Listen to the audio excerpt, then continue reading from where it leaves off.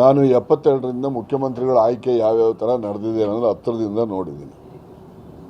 1972ರಲ್ಲಿ Devaraja Arasu M L ಎನೇ ಇಲ್ಲ. ಅವರು ಅವರಿಗೆ ಶಾಸಕರು ಅಭಿಪ್ರಾಯ ಕೊಟ್ಟ ಹಿನ್ನೆಲೆಯಲ್ಲಿ ಇಂದಿರಾ ಗಾಂಧಿ ಅವರು ಇಲ್ಲಿ ಮೀಟಿಂಗ್ ನಡೆಯುವಂಥ ಕಾಲದಲ್ಲಿ ಉಮಾಶಂಕರ್ ದೀಕ್ಷಿತ್ ಅಬ್ಸರ್ವ್ ಆಗಿ ಬಂದಿದ್ದರು. ಕಾಂಗ್ರೆಸ್ ಪಕ್ಷದಲ್ಲಿ ಬಂದಿದ್ದು ಅವರು ಬಂದು ಇಲ್ಲಿ ಎಲ್ಲ ಶಾಸಕರದು ಒಪಿನಿಯನ್ ತಗೊಂಡ್ರು. ಆಗ KH ಪಾಟೀಲ್ರು, ಸಿದ್ದವೀರಪ್ಪ, ಚನ್ನಬಸಪ್ಪ, ಅಜಿತ್ ಸೇಠು, ಗೊತ್ತಾಯ್ತಾ, ಇವರೆಲ್ಲನೂ ಕೂಡ ಮುಖ್ಯಮಂತ್ರಿ ಅಭ್ಯರ್ಥಿಗಳೇ. ಇವರೆಲ್ಲ ಗೋರ್ಪಡೆ, KH ರಘುನಾಥ್, ಇವರೆಲ್ಲ ಕೂಡ 72ರಲ್ಲಿ ಮುಖ್ಯಮಂತ್ರಿ ರೇಸಲ್ಲಿದ್ದಂಥ ಪ್ರಮುಖರು ಇವರೆಲ್ಲ. ಇಲ್ಲೇ ಅವರು ಉಮಾಶಂಕರ್ ದೀಕ್ಷಿತ್ ಬಂದು ವಿಧಾನಸೌಧದಲ್ಲಿ ಎಲ್ಲ ಶಾಸಕರುಗಳನ್ನು ಕರೆದು ಒಬ್ಬೊಬ್ಬರನ್ನೇ ಅವ್ರದ್ದು ಅಭಿಪ್ರಾಯ ತಗೊಂಡು ಆನಂತರ ಉಮಾಶಂಕರ್ ದೀಕ್ಷಿತ್ ಇಂದಿರಾ ಗಾಂಧಿ ಅವರಿಗೆ ಮಾತಾಡಿದ್ರು. ಅವತ್ತು ಇಂದಿರಾ ಗಾಂಧಿ ಅವರು ಎಲ್ಲಿದ್ರು ಅಂದರೆ ಬಾಂಗ್ಲಾದೇಶದಲ್ಲಿದ್ದರು. ಅಲ್ಲಿಗೆ ಅವರು ಸಂಪರ್ಕ ಮಾಡಿ ಈ ಥರ ಬಂದಿದೆ, ಯಾರ್ಯಾರ ಬಗ್ಗೆ ಏನೇನು ಅಭಿಪ್ರಾಯ ಸೂಚನೆ ಆಗಿದೆ ಅಂತೇಳಿ ಹೇಳಲಾಗಿ ಅವರು ಯಾರಿಗೆ ಮೆಜಾರಿಟಿ ಹೇಳಿದ್ದಾರೆ ಅವರನ್ನು ನೀವು ಅನೌನ್ಸ್ ಮಾಡಿ ಲೀಡರ್ ಅಂತ ಹೇಳಿ ದೇವರಾಜ ಅರಸು ವಿಧಾನಸಭೆ ಸದಸ್ಯನೇ ಅಲ್ಲ ಅವ್ರಿಗೆ ಅವತ್ತು ಹೇಳಿದ್ರು. ಆಯಿತಾ. ಅದ ನಂತರ 78ರಲ್ಲೂ ಕೂಡ ಅವ್ರದ್ದೇ ಪರವಾಗಿತ್ತು, ಅವರೇ ಆದರು. 83ರಲ್ಲಿ ತಿರ್ಗಾ ಇವರು ರಾಮಕೃಷ್ಣ ಹೆಗಡೆ ಆದರು. ಅವ್ರ ಪಾರ್ಟಿನಲ್ಲೂ ಅವರೇ ಕೇಳಿನೇ BJPನವರು 19 ಜನ ಇದ್ದರು. ನೀವು ರಾಮಕೃಷ್ಣ ಹೆಗಡೆ ಮಾಡೋದಾರೆ ನಾವು ಸಪೋರ್ಟ್ ಕೊಡ್ತೀವಿ ಅನ್ನೋದು ರಾಮಕೃಷ್ಣ ಹೆಗಡೆ ಆದರು. ಹೀಗೆ ನೀವು 89ನಲ್ಲಿ ಯಾರು ಬಂದವರು, ಇವ್ರು ಬಂದರು, ವೀರೇಂದ್ರ ಪಾಟೀಲ್ ಬಂದರು.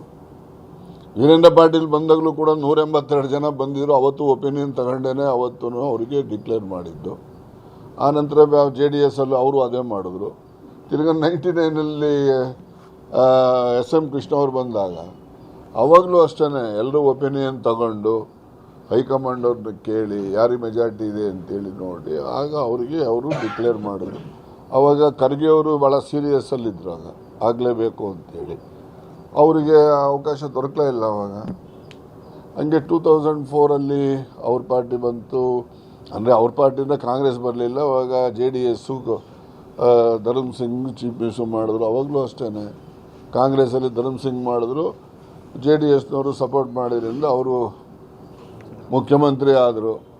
ಆಮೇಲಿಂದ 2013ನಲ್ಲಿ ಸಿದ್ದರಾಮಯ್ಯನವ್ರು ಮಾಡೋವಾಗಲೂ ಅಷ್ಟೇ ಅವಾಗ ಆಂಟೋನಿ ಇವರೆಲ್ಲ ಬಂದರು. ಅವರು ಕೂಡ ಒಪಿನಿಯನ್ ತಗೊಂಡ್ರು. ಅವಾಗಲೂ ಸಿದ್ದರಾಮಯ್ಯನವ್ರಿಗೆ ಜಾಸ್ತಿ ಹೇಳಿದಾರೆ ಸದಸ್ಯರುಗಳು ಅಂತ ಮಾಡಿದ್ರು. ಆಮೇಲೆ ಮೊನ್ನೆ 23ನಲ್ಲಿ ಅವರು ನಮ್ಮ ಸಿಂಧೆ ಅವರು ಮುಖ್ಯಮಂತ್ರಿ ಆಗಿದ್ದರು ಮಹಾರಾಷ್ಟ್ರದವರು. ಅವ್ರ ಜೊತೆಲಿ ಇನ್ನೊಂದಿಬ್ಬರು ಯಾರೋ ಬಂದಿದ್ರು, ನನಗೆ ಜ್ಞಾಪಕ ಬರ್ತಾ ಇಲ್ಲ. ಅವ್ರು ಬಂದಾಗಲೂ ಎಲ್ಲ MLAಗಳು ಒಬ್ಬೊಬ್ಬನ್ನು ಸೇರಿಸಿ ಕರೆದು ಅವ್ರతో ಬರೆಸ್ಕೊಂಡ್ರು ಯಾರು ಮುಖ್ಯಮಂತ್ರಿ ಆಗಬೇಕು ಅಂತೇಳಿ ಪತ್ರ ಬರೆಸ್ಕೊಂಡು ಆ ಪತ್ರಗಳನ್ನೆಲ್ಲ ಕ್ರೋಢೀಕರಿಸ್ಕೊಂಡು ಅವರು ಯಾರಿಗೆ ಜಾಸ್ತಿ MLAs ಹೇಳಿದ್ದಾರೆ ಅಂತ ನೋಡಿ ಮತ್ತು ಕೇಂದ್ರದಲ್ಲಿರ್ತಕ್ಕಂಥ ಮುಖಂಡಗಳ ಜೊತೆ ಚರ್ಚೆ ಮಾಡಿ ಸಿದ್ದರಾಮಯ್ಯನವ್ರು ಮಾಡಿದ್ರು. Siddaramaiah is not A nominated chief minister, is A elected chief minister, is elected in the CLP. ಮುಂದೇನೂ ಅಷ್ಟೇ ಸಪೋಸ್ ಏನಾದ್ರು ಬದಲಾವಣೆ ಮಾಡಬೇಕಂದ್ರೆ ನಾನು ನಿಮ್ಮ ಮೂಲಕ ಹೇಳ್ತಕ್ಕಂಥದ್ದು ಅಂತ ಹೇಳಿದ್ರೆ ನಮ್ಮ ರಾಜ್ಯದಲ್ಲಿ ಮುಖ್ಯಮಂತ್ರಿ ಬದಲಾವಣೆ ಅದು ಇದು ಅಂತ ಗೊಂದಲದಲ್ಲಿ ಇವತ್ತು ಈ ಬ್ಯೂರೋಕ್ರಾಟ್ಸ್ ಏನಿದ್ದಾರೆ, ಕೆಲಸ ಮಾಡ್ತಕ್ಕಂಥ ಅಧಿಕಾರಿ ನೌಕರವರ್ಗ ಏನಿದೆ, ಇವತ್ತು ಗೊಂದಲದಲ್ಲಿ ಸಿಗಾಕೊಂಡಿದ್ದಾರೆ ಅವರೆಲ್ಲ. ಅದಕ್ಕೋಸ್ಕರ ಗೊಂದಲ ನಿವಾರಣೆ ಮಾಡಬೇಕು ಅಂದರೆ AICCನವರು ನಿವಾರಣೆ ಮಾಡಬೇಕು.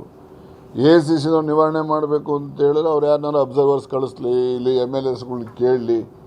ಯಾರಿಗೆ ಹೇಳ್ತಾರೆ MLAಗಳು ಅವ್ರಿಗೆ ಮಾಡಲಿ, ಮುಖ್ಯಮಂತ್ರಿ ಯಾರು ಬೇಡ ಅಂತಾರೆ. ಅದಕ್ಕೋಸ್ಕರನೇ ಸಿದ್ದರಾಮಯ್ಯನವ್ರು ಏನು ಹೇಳಿದ್ದಾರೆ, MLAಗಳ ಸಂಖ್ಯೆನೂ ಮುಖ್ಯ, ಹೈಕಮಾಂಡ್ನವ್ರ ಆಶೀರ್ವಾದ ಕೃಪೆನೂ ಕೂಡ ಮುಖ್ಯ ಅಂತೇಳಿ ಅದನ್ನೇ ನಾನು ಪುನರುಚ್ಚಾರ ಮಾಡ್ತೇನೆ.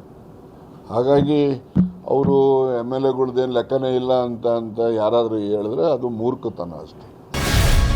ಗ್ಯಾರಂಟಿ ನ್ಯೂಸ್, ಸುದ್ದಿ ಖಚಿತ, ನ್ಯಾಯ ನಿಶ್ಚಿತ.